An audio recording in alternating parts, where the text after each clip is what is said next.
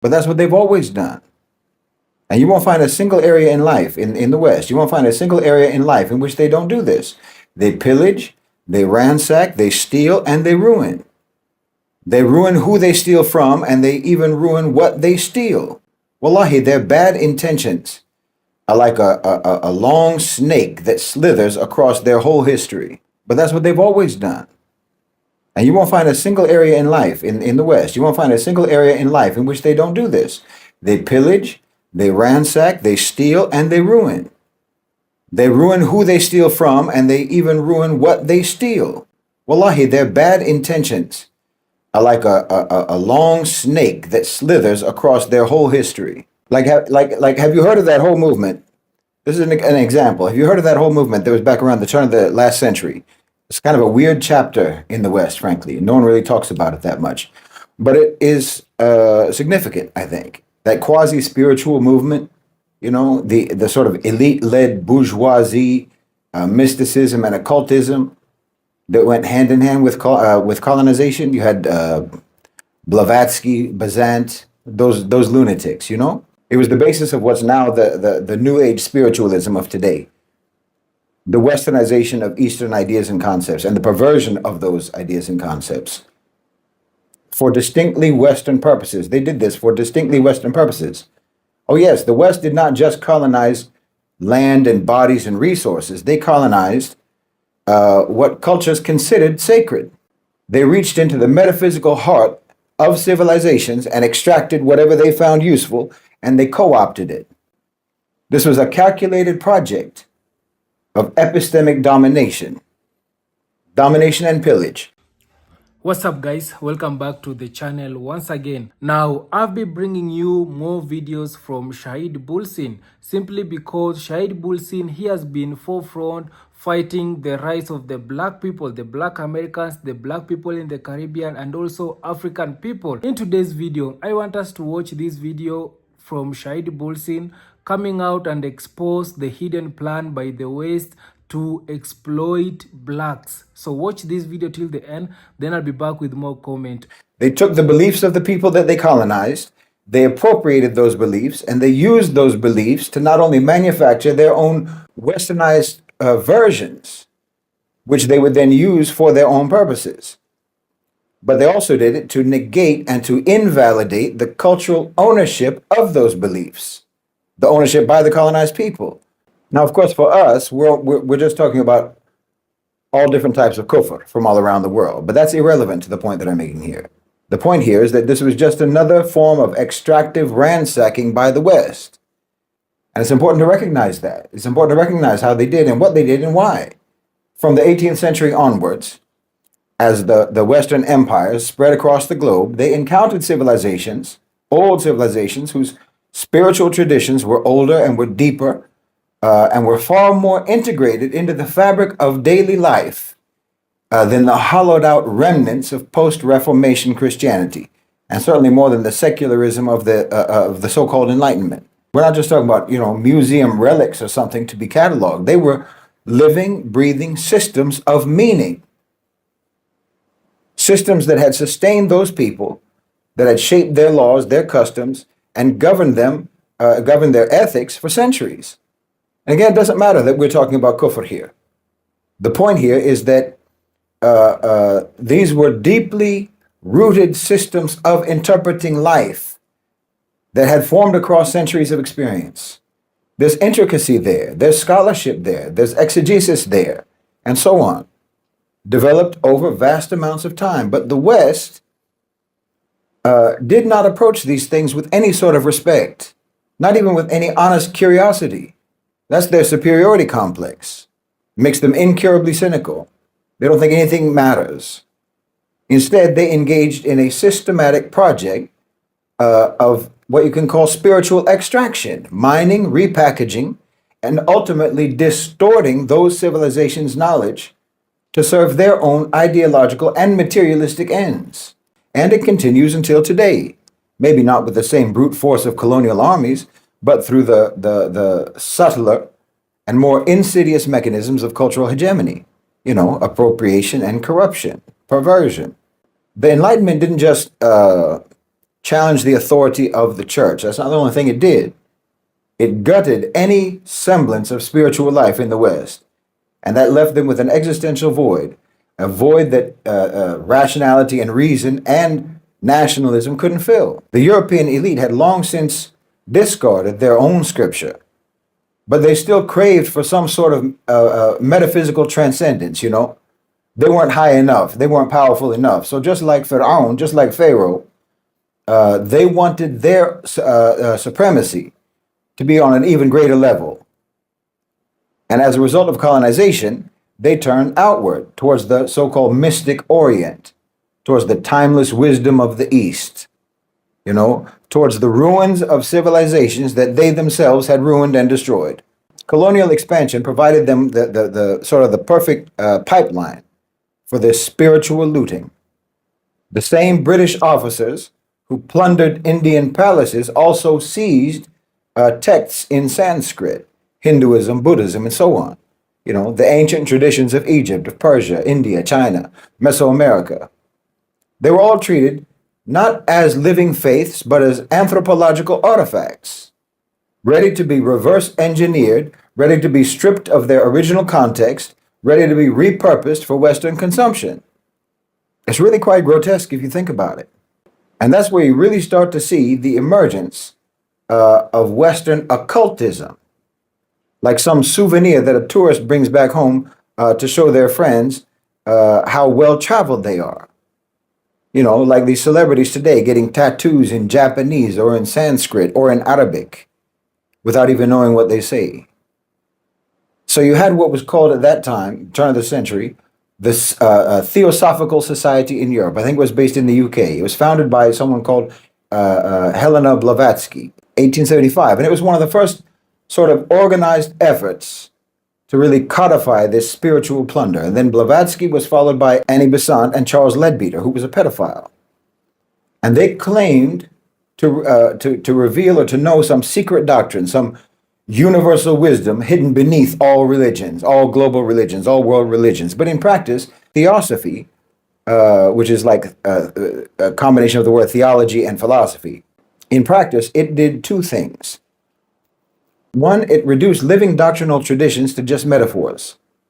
Hinduism, Buddhism, Zoroastrianism, and so on were all stripped of their theological substance and repackaged as allegories for some deeper esoteric truth that the actual, you know, believers in and practitioners of those faiths couldn't actually understand themselves. So the second thing they did was to elevate themselves to become some new spiritual aristocracy. The real wisdom, they claimed, was not accessible to the ordinary believer, but only to the Western initiate, the enlightened elite who alone could decipher the hidden codes and the hidden meaning in these ancient texts and these ancient faiths. You see, that's the whole history of the West. That's their whole history. That's their whole modus operandi. Like I said, they steal and then they claim that what is yours is actually theirs. And then they even claim that their stealing of your stuff made it better. The arrogance. I mean, these people, Besant, Blavatsky, even Leadbeater, they're still talked about until today as if they were master teachers of some great spiritual truth. No, they were imperialist frauds.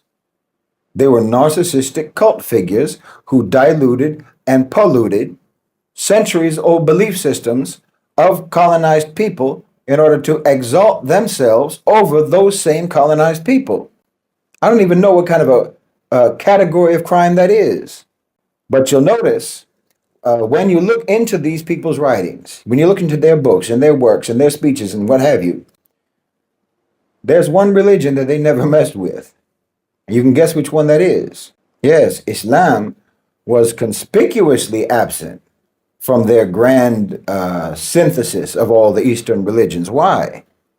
Because Islam was and remains a faith that refuses to be co-opted, to be pillaged, or to be domesticated. Islam wasn't built like that.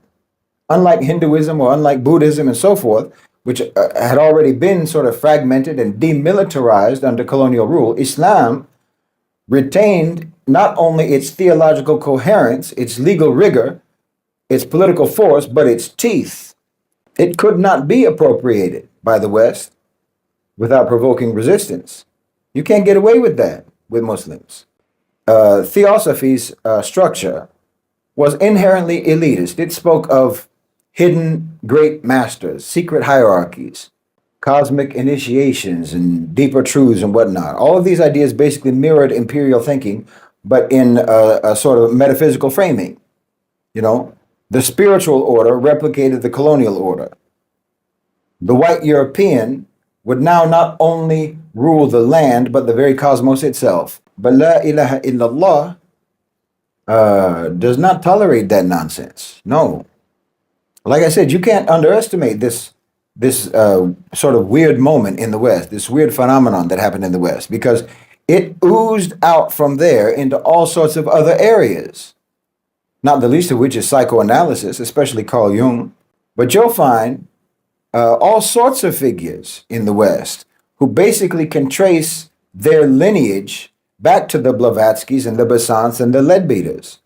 Alan Watts, for example, Ginsberg, and so forth. I mean, someone like Aleister Crowley, the Satanist, just took the next logical step. Where Theosophy offered wisdom, Crowley offered the open worship of the self. He said, "Do what thou wilt shall be the whole or the total of the law."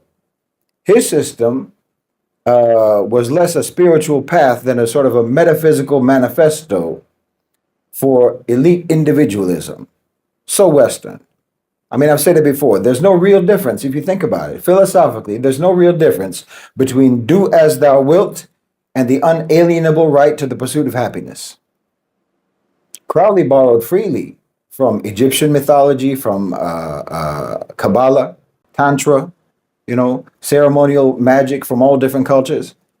But he never engaged any of those traditions on their own terms. Instead, he weaponized them. He used their symbols to try to dismantle moral boundaries, to try to reject institutional religion, and to declare the self as the ultimate sovereign. Well, that's very democratic, isn't it? Crowley's spirituality was one of aristocratic libertinism, masquerading as spirituality. What the Blavatsky had framed as esoteric enlightenment, Crowley framed as a sort of cosmic rebellion. It's very American. But both of them served the same function, which was to provide Western elites with a sort of metaphysical justification for rejecting both God and rejecting the spiritual heritage of the people that they colonized. And that's what you have to understand. This wasn't just some fringe bunch of eccentrics. No, they served core imperialistic interests by claiming to understand the true essence of, say, a Hinduism or Buddhism. To understand it better than its adherents, the colonizer posed as a benevolent reformer rather than as a conqueror. And by filtering global religious traditions through invented Western esoteric frameworks, the colonizers were able to dictate how those traditions would be studied, how they would be taught, how they would be perceived. When your sacred texts are all called metaphors, and your prophets are all called myths, and your rituals are all reframed as nothing but psychological symbols, you're spiritually disarmed. I mean, you can literally discern, like I said, the thread between a Leadbeater and a Jordan Peterson. They're the same. The shift from divine revelation to secret knowledge, transfers power from the actual community of believers and scholars to a self-appointed spiritual elite who are literally not even learned in the scriptures and in the texts and in the traditions that they're pretending to interpret, just like Jordan Peterson.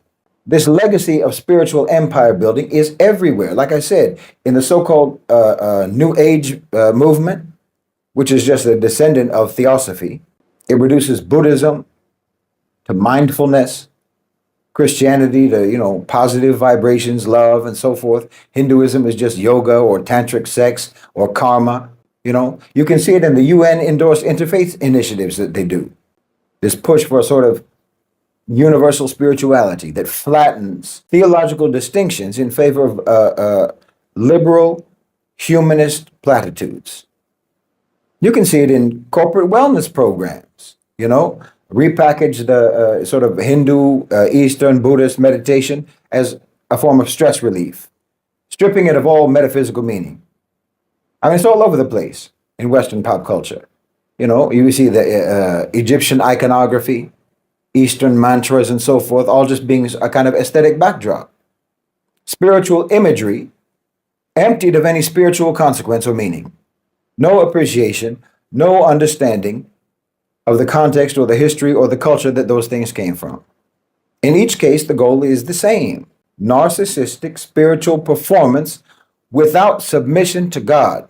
And yes, that is at least part of why Islam is still demonized, still excluded, tokenized only as Sufism in these frameworks, because it's the last major world religion that remains whole. Its creed is unbroken. Its scripture is unchanged. Its metaphysical structure is intact. It can't be syncretized. It can't be metaphorized. It can't be relativized. And because Islam still demands submission to a sovereign God, it remains the final bulwark against the total metaphysical colonization of the human soul by empty Western rich people. This is why the West's spiritual empire builders avoided Islam then and why they fear it today. Nietzsche said, God is dead. But the West didn't kill God. They killed belief in God so that they could then cast themselves as his substitutes. Wastaghfirullah. They pick and choose from all the other religions, all the other traditions, a verse here, a myth there, and then they mix them all up in a blender and make a spirituality smoothie. I know that's what they do because that's what I was doing before I came to Islam. Take from this one, take from that one, and then willfully make it mean whatever you want it to mean for you. Your own interpretation. That's self-worship. It's just pillaging and ransacking and looting of other people's religious heritage, other people's religious traditions and belief. And yes, like I said, we're talking about all different types of kufr from an Islamic perspective. They were westernizing Eastern kufr. Okay, that's why they were even able to do it, because all of that's kufr. But you do have to understand what they were doing and why, so that you will understand that the only antidote to that is uncompromising submission to actual revelation. And the only tradition that has survived that storm, that colonial storm, intact is Islam. That's why they avoided it. And that's why we have to defend it today, not just physically, but cosmologically. And not just as Muslims, but as witnesses against this particularly nefarious aspect of empire that wants to own even your soul and your understanding of reality and what reality is and what existence is and why it is. They want to own all of that. And you have to understand that they've been at this for a long time, because no, it wasn't always westernizing Eastern kufr. Christianity itself is nothing but the colonization of the message of Prophet Jesus alayhi salam, long before the Theosophy came along and mined Hinduism, or Crowley came along and mined Tantra. The West had already perfected the art of spiritual appropriation by mutilating the original message of Prophet Isa alayhi salam, Prophet Jesus. The original followers of Jesus, it was a small, persecuted community in Palestine, upholding strict monotheism, rejecting idolatry, and awaiting and working for divine justice. And when Rome co-opted their faith, Rome didn't convert to their teachings, it converted their teachings into something else entirely. The Romans didn't become Christians, the Christians became Roman. The radical anti-imperial message of Isa alayhi salam, a prophet who condemned excessive wealth, power, hypocrisy, that message was gutted and remade into a state religion that sanctified wealth, it sanctified power and hypocrisy.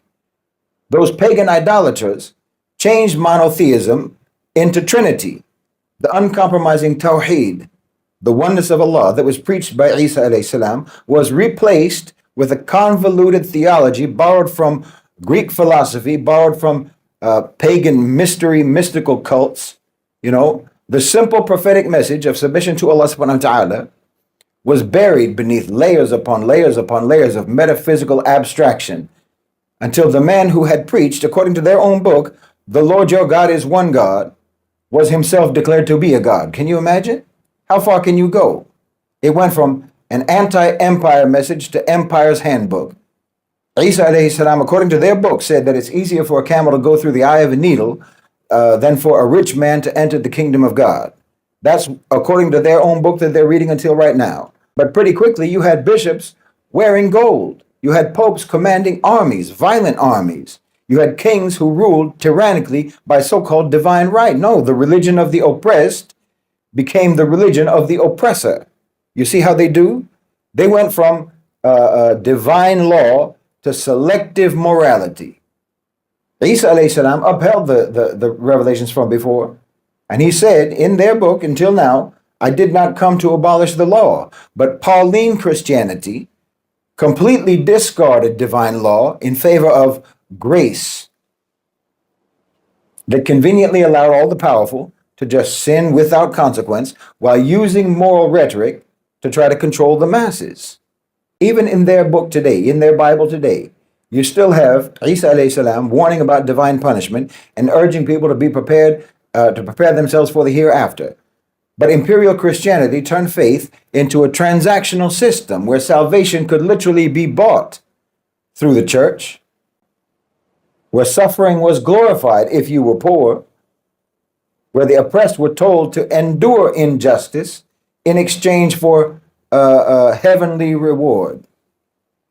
They turned a message of justice into a message of passivity in the face of injustice, just as later Western esotericists would strip Hinduism of its theology, reduce Buddhism to just mindfulness.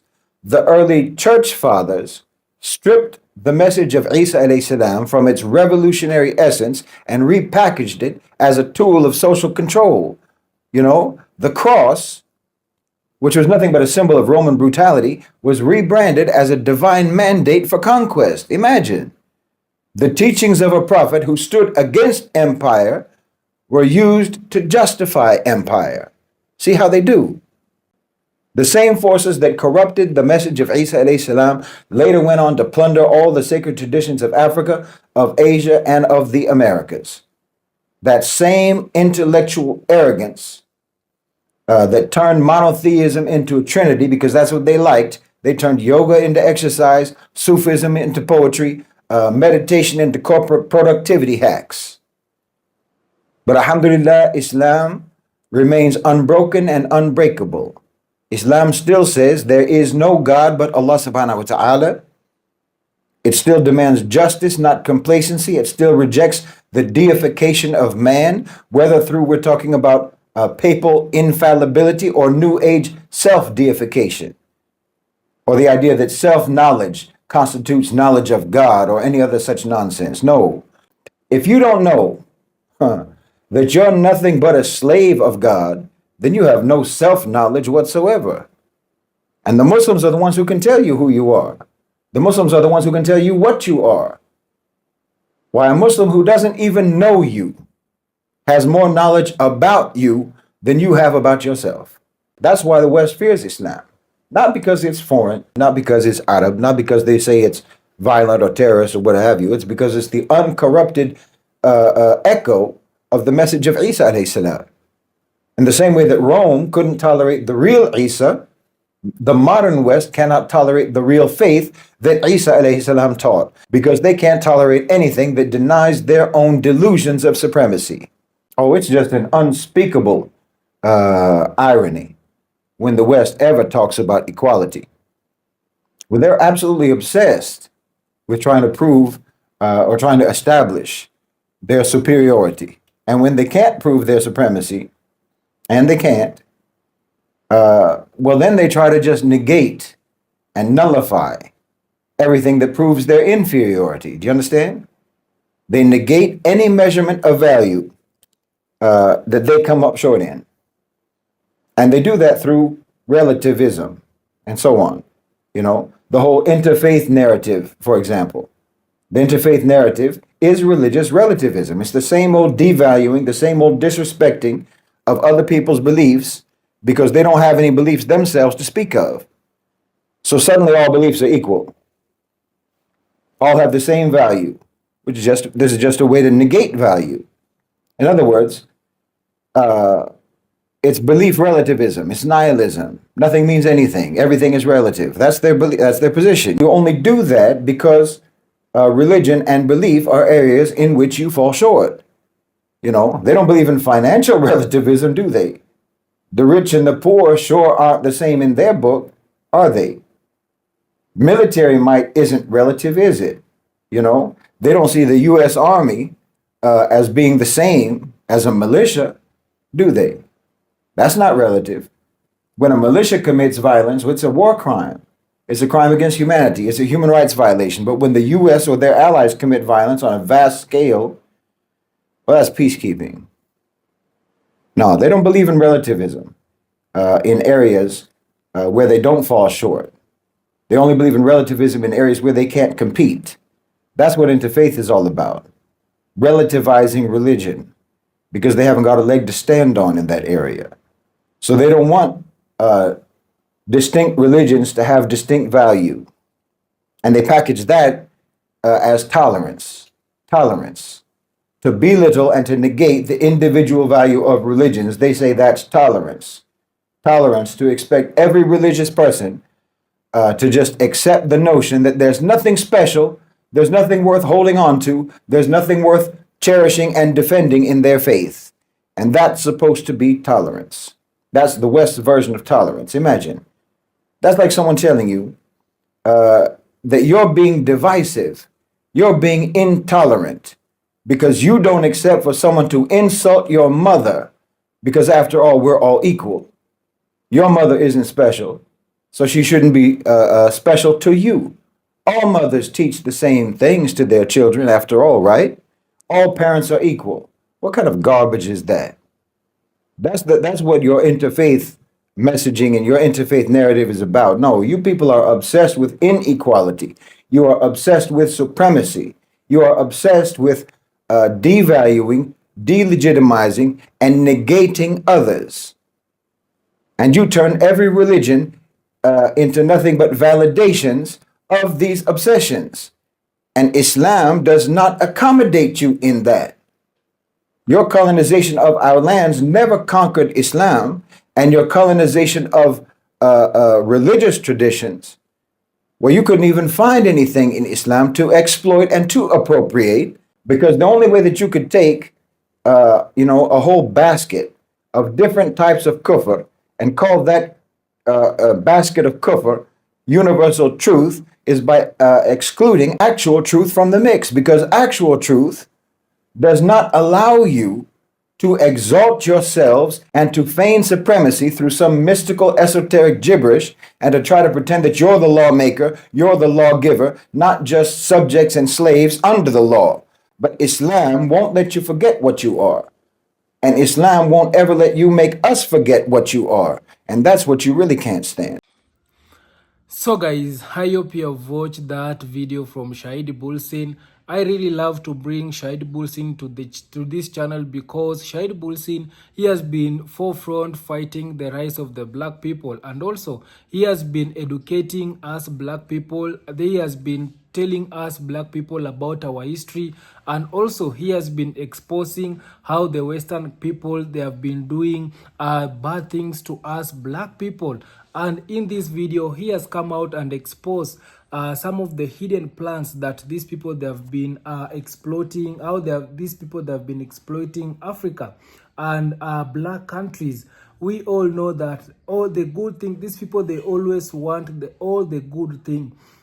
They don't want to see black people doing good things in the world. So we are having so much of the black people that have been inventing so many things, but these people, they are usually go behind and change and make it to be they are the ones who have invented all these good things. And this tell you that the Western people, they don't want to see black people succeed. The only fear, I've been telling you that the biggest fear that the Western people they are having is to see black countries success developing than their own country, is to see black countries becoming more successful than their own country.